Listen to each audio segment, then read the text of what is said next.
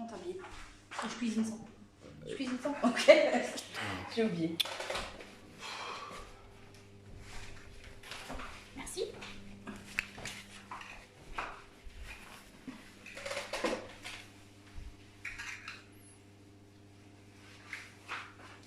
C'est parti mon kiki. C'est parti mon kiki. Allez, c'est parti. Alors, je suis prête.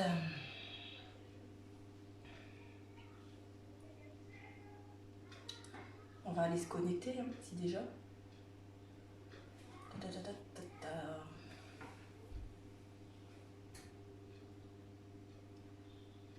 Voilà, parfait. Alors, on a 4 personnes qui se sont connectées, super.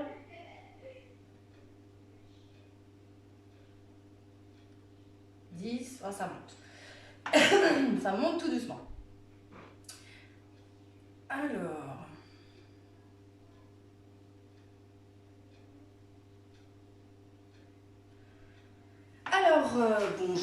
Bonjour à tous. Alors, je pense que tout le monde va se connecter au fur et à mesure. Alors, aujourd'hui, on a choisi de faire avec vous un gigot d'agneau avec des pommes de terre, donc des pommes de terre rates. Alors, première des choses, en ingrédients, je vais vous dire ce qu'il faut plus ou moins. Donc, il vous faut 1 kg de pommes de terre rates, 25 ml de thym émietté, 6 belles gousses d'ail, 50 ml d'huile d'olive, un gigot d'agneau plus ou moins 3 kg, du poivre qu'on va concasser, du sel et pour servir à la fin de la fleur de sel. Donc là, on a un plat complet qui va cuire à peu près 50 minutes au four à 250 degrés.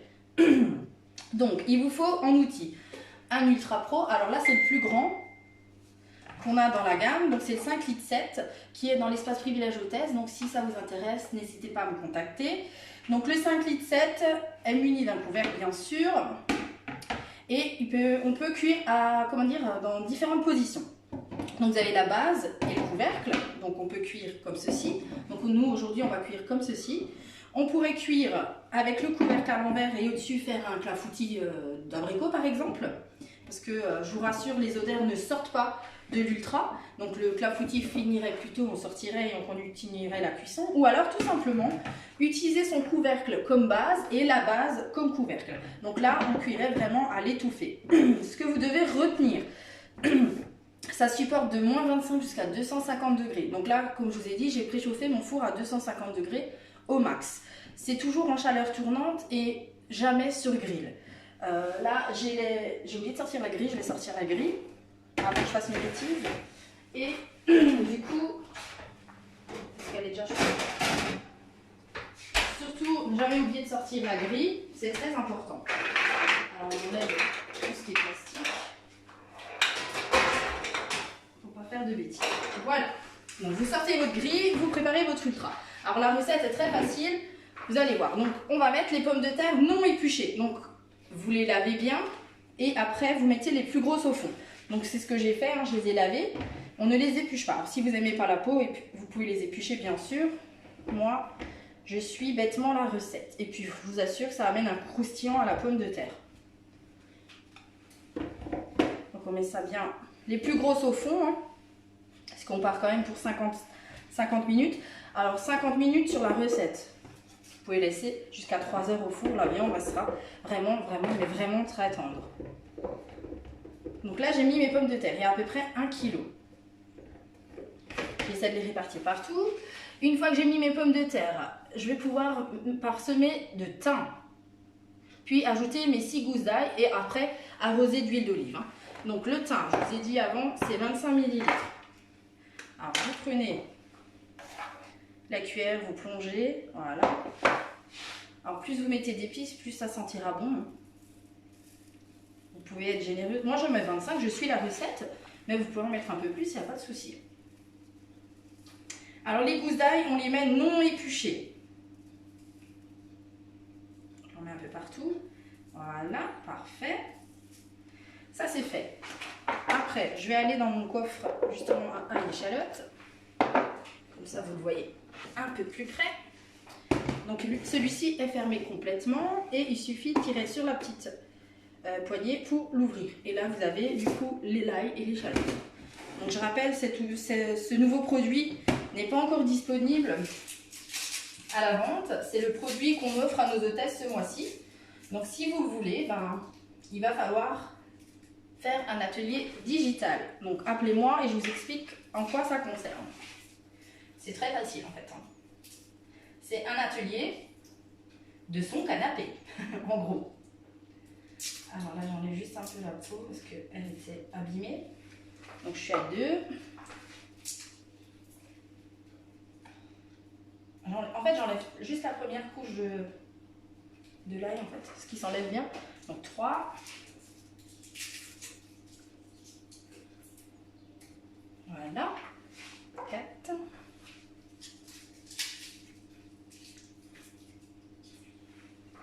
5.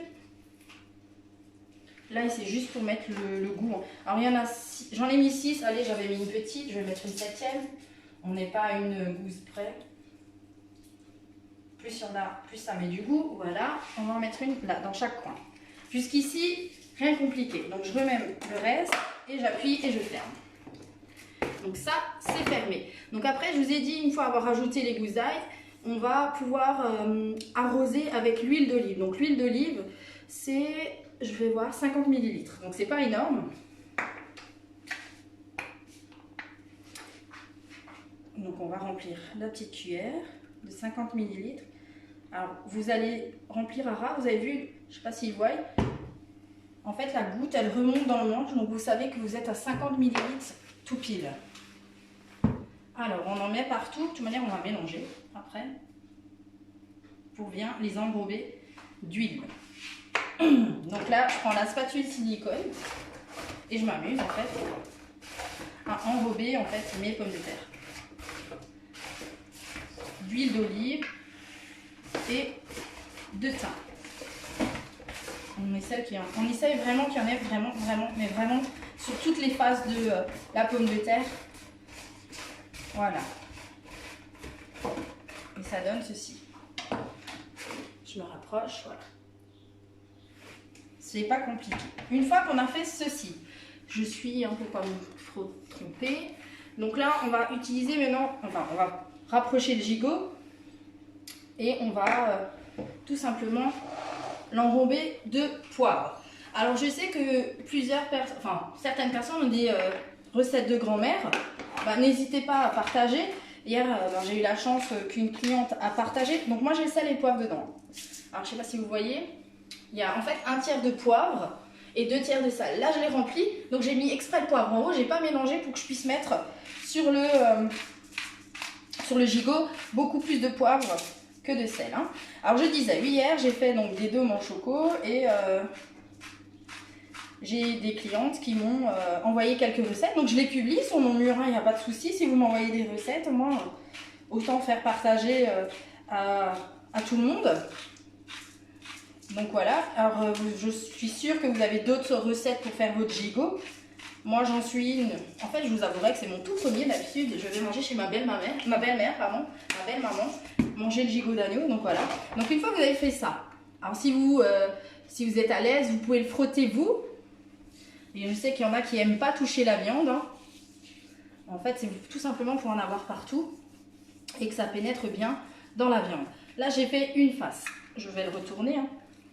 Alors, ceux qui se posent la question, j'ai un gigot de 2 kg là. 2,2 kg. Donc là, on peut manger facile à 8 dessus, 8-10 sans problème. Donc, j'ai fait une face. Je vais recommencer pour faire l'autre face parce que bien sûr, il faut poivrer les deux faces de la viande. Je sais qu'il y en a qui le marinent, voilà. Il y en a qui le font au miel, il y a plusieurs possibilités. Hein. Donc là, je pense que j'en ai mis partout. Je vais essayer, voilà, de voir si j'ai oublié une face. Non, parfait. Donc, je vais me rincer les mains et je suis à vous. Jusqu'ici, rien de compliqué. Alors celles qui viennent de se connecter seulement, donc je fais un gigot d'agneau avec des pommes de terre râpées. Je récapitule vite fait. Donc là, j'ai mis mon kilo de pommes de terre rate, 50 ml d'huile d'olive, 6 belles gousses d'ail non épluchées. Là, les pommes de terre ne sont pas épluchées non plus. 25 ml de thym. J'ai mélangé ça et je les ai mis, bien sûr, au fond de l'ultra. Une fois que vous avez mis vos pommes de terre, vous essayez de mettre les plus grosses au fond, c'est ce que je disais. Comme ça, elles seront cuites vraiment. Là, je me suis occupée de mon gigot. Mon gigot, qu'est-ce que j'ai fait? J'ai juste en fait poivré, salé les deux faces. Et maintenant, je vais le poser dans l'ultra. Alors, je vais essayer de caler avec une pomme de terre, justement que l'os ne vienne pas toucher la paroi. Donc, on va tricher. On va prendre la plus grosse et on va planter la patate. Voilà, comme ceci. Vous voyez? C'est important que l'os ne touche pas en fait l'ultra. Alors celle-là est trop grosse, parce que ça peut, je dis bien, ça risque même que votre ultra perce à cause de l'os.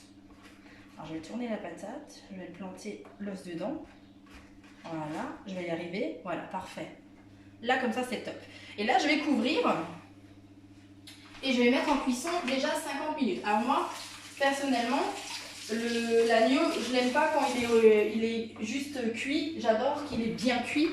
Et du coup, que limite, il s'effiloche tout seul de l'os. Hein. Donc moi, je doublerai le temps. Je mettrai facile 2 bonnes heures au four sans souci.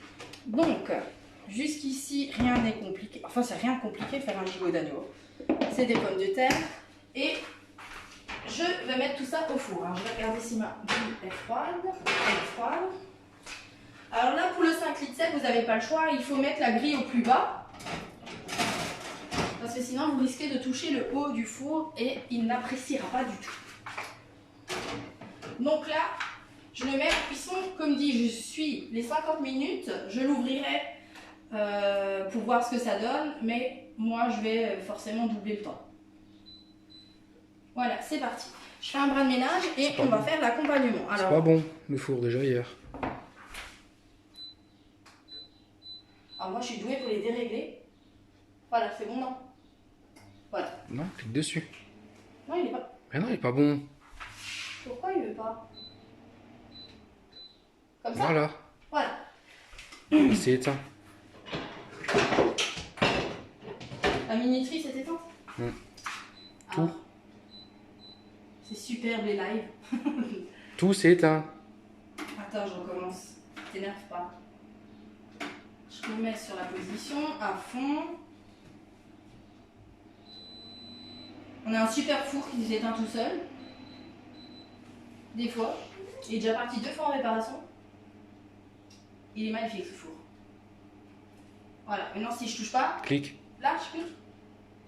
C'est bon? C'est parti. Donc, je vais un peu nettoyer. Donc, je disais, donc avec le gigot d'agneau, là il est... En fait, c'est un plat complet. Vous avez des patates avec de la viande. Moi, je fais un légume, toujours avec. Donc, à votre avis, qu'est-ce que je vais faire? Vous avez des idées? Il va vous filmer la table, comme ça vous voyez déjà ce que je vais utiliser. Est-ce que pour l'instant, j'ai des commentaires? Ah, il y en a qui le mettent 4 heures, vous avez vu? Ceux qui lisent les commentaires, ils les mettent 4 heures au four, ouais. Alors, comme dit, ça c'est une recette express, hein. Mais moi, minimum 2 heures, ça c'est le minimum. Là, il est quoi, 11 heures? 11h15, on va pas manger avant 1h30, ça c'est sûr. Donc la table est propre. Je vais rapprocher mes moelleux. Donc bien sûr, je vais faire des moelleux. Vous l'avez compris en fait. Hein. Je vais faire des moelleux à la courgette. Donc, j'ouvre l'autre page. Et en fait, on va faire ça. Je vous montre. Je cache la recette. Donc en fait, ça va donner ça. Donc on aura des pommes de terre râpes, un morceau de viande avec un moelleux à la courgette. Donc c'est pas compliqué du tout. T'as une question d'Elodie. De Elodie, alors. Mais moi je vois pas en direct l'Ultra Pro, on peut le poser sur le sol du four ou on est obligé sur une grille. Oui, alors jamais poser son Ultra au fond du four, toujours sur une grille. Parce qu'en fait, vous risquez, en fait il va fondre. Hein. Donc c'est logique. Après c'est vrai que je le précise jamais, mais c'est toujours posé sur une grille. Et vous avez vu comme je l'ai mis, je vais ouvrir le four, on le centre vraiment au milieu de la grille pour qu'elle ne touche pas les parois de côté, ceux du fond et au-dessus et en dessous. C'est important. Bonne question Elodie. Mais je pense que tu l'as pas fait, puisque le tien est déjà au four, je pense que tu as respecté ceci. Alors, ma recette, je vous l'ai montré, c'est le flan courgette, enfin le moelleux de courgette. Donc, il va vous falloir en ingrédients 250 g de courgettes, donc c'est pour 6 moelleux. 250 g de courgettes, du basilic, donc 15 feuilles, 2 œufs, 125 g de crème liquide entière, 75 ml de lait, 18 g de maïzena, 50 g de parmesan et du sel et du poivre. En outils, il ne vous faut pas grand chose. Il vous faut le moule à moelleux et l'extra chef. Donc ce n'est pas... on va dire, si vous avez déjà le moule, c'est déjà pas mal. J'ai oublié de sortir juste le basilic. C'est ça que je cherchais avant. Parce que je n'ai pas de frais. Donc on va prendre du déshydraté. Alors, première des choses, on va mettre dedans les 250 g de courgettes. Donc je conserve mes courgettes dans les boîtes ventilo. Là j'en avais pas beaucoup, donc j'en ai juste 2 dedans. Donc là je vais utiliser celle que j'avais déjà commencé à entailler avec les fleurs de courgettes. Alors je dis pas de bêtises, ouais. Donc j'allume la balance et on part pour 250 g. C'est parti, elle s'est allumée. Alors vous coupez en morceaux. Hein. Voilà. Il n'y a pas de gaspillage. Moi j'ai presque la quantité qu'il me faut. Alors je vais juste prendre ce qu'il me faut. Donc j'égoutte un bout. Alors moi je lave mes légumes. Là mes courgettes je les ai lavées, je les ai conservées directement dans la boîte ventilo. Donc ça c'est les 1,8 litre la basse. Hein. Si quelqu'un se pose des questions, voilà, j'y suis. Donc là, le reste, je remets dans ma boîte et je conserve. Alors pour conserver vos légumes, c'est pas très compliqué, c'est un jeu d'enfant. Parce qu'en fait, sur les parois, vous avez les dessins des légumes et des fruits. Et il suffit de respecter le petit rond qui est dessiné au-dessus. Donc vous avez l'ouverture complète, la semi-ouverte et la fermée. Et du coup, vous les retrouvez sur le couvercle et vous bougez la réglette pour pouvoir mettre l'ouverture demandée pour pouvoir conserver plus longtemps ces légumes. Après, je peux vous donner un exemple. Les carottes, moi je les garde plus de 6 semaines dedans sans souci. Hein. Donc dans l'extra chef, j'ai mis ceci. Je vais mettre le basilic. Alors j'ai pas de basilic frais, mais par contre j'ai du déshydraté. J'ai toujours quelque chose de secours. Donc moi je vais mettre 15 ml. Je trouve que c'est déjà une belle quantité. Voilà. J'aurais pas été obligée de le mettre tout de suite, mais bon, on suit la recette. J'aurais pu le mettre après. Donc là, j'ai mis les courgettes. Je vais mettre le couvercle. Et comme le turbotape, on va devoir tirer à l'horizontale la corde. Donc là, vous voyez, c'est même pas trop dur. Enfin, moi, je trouve que c'est pas tellement dur. C'est facile. Donc là, j'ai mixé 4 coups de ficelle. Je remélange pour garder tout ce qui se passe à l'intérieur. Et je vais remettre 3 coups. Et voilà. Et en fait, je vais montrer, comme ça vous voyez, ça donne ceci. Voilà. Alors, je continue. Après, on verse tous les autres ingrédients. Donc, on va mettre 2 œufs dedans. Alors maintenant, j'ai juste enlevé la lame. Alors, je pousse juste pour dégager l'ergot et je remets ça dedans. Hein. Voilà. Alors, je vais mettre mes 2 œufs dedans. On essaye d'être droit. Voilà, parfait. Je mets les 2 œufs. En fait, on va mettre tous les autres ingrédients et on va mixer tout ça pour pouvoir après le mettre dans le moule qui est là. Je cherchais le moule là-bas, mais il est là. Donc là, j'ai mis mes 2 œufs. Après, je vous ai dit, il y a 125 grammes, enfin millilitres de crème entière. Alors, j'ai plus de liquide. Donc, il suffit de mettre la semi épaisse, ça ira aussi. Pas de panique. Voilà, on remplit ça généreusement. Parfait.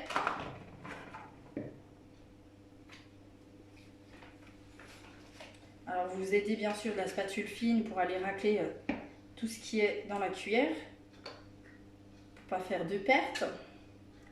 Donc là, j'ai mis 100 ml. Alors on essaye de ne pas remplir le trou là, c'est important, sinon on n'arrivera pas à mettre son couvercle. Donc c'est embêtant. Donc là, je vous ai dit 100 ml. Je vais rajouter les 25. Alors hier, j'ai fait des maths avec vous. Et on m'a écrit en privé, j'adore ton cours de maths. Bah oui. Hein. Là, je fais la même chose, hein, mais je le dis pas, parce que sinon on va se moquer de moi.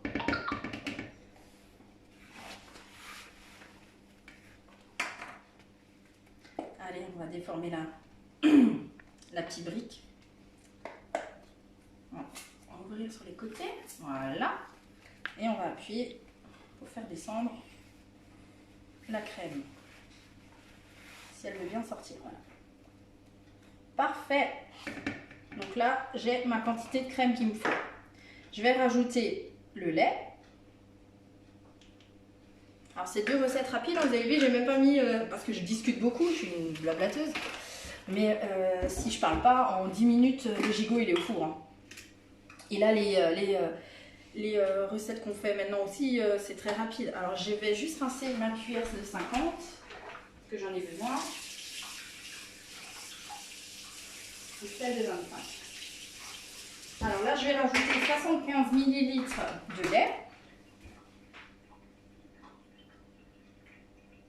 Voilà, donc on remplit bien jusque la petite goutte remonte.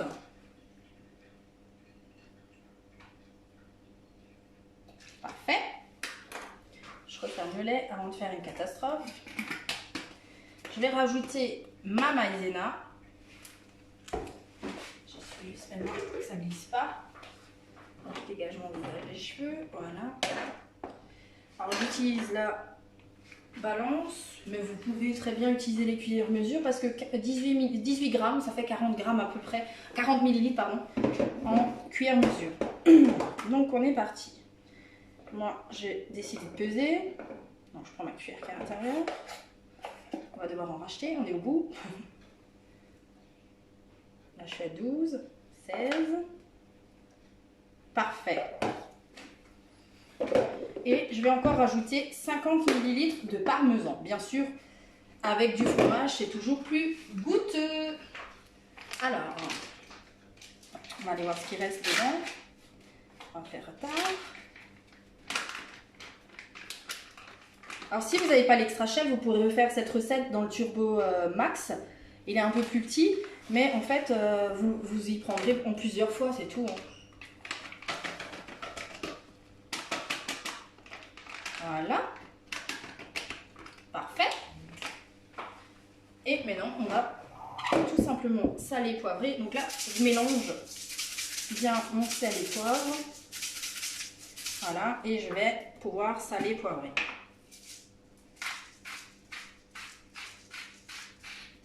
On va faire le tour et c'est parti. Et là, je vais tout simplement refermer mon extra chef.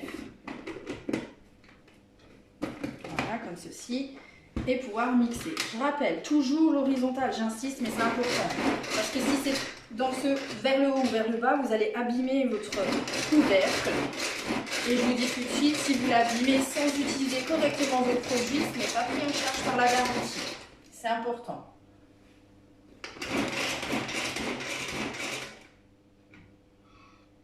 Alors, mes cheveux sont propres, parce que je vois une réflexion, c'est sympa, mais se laver les mains, c'est important, surtout si on se touche les cheveux. Donc oui, mes mains sont propres, mes cheveux sont propres. Et puis, c'est moi qui le mange. Donc mes recettes sont constructives pour vous apprendre à faire des repas. Ce n'est pas pour critiquer ma façon de faire. Voilà, à bon entendeur. Voilà, donc ma recette est prête. Je vais mettre en cuisson 25 minutes mais moelleux. Donc je le ferai, en fait je mettrai en cuisson mais moelleux quand mon gigot sortira. Donc là j'ai préparé une grille froide, je vais rincer mon moule sous l'eau, comme toujours.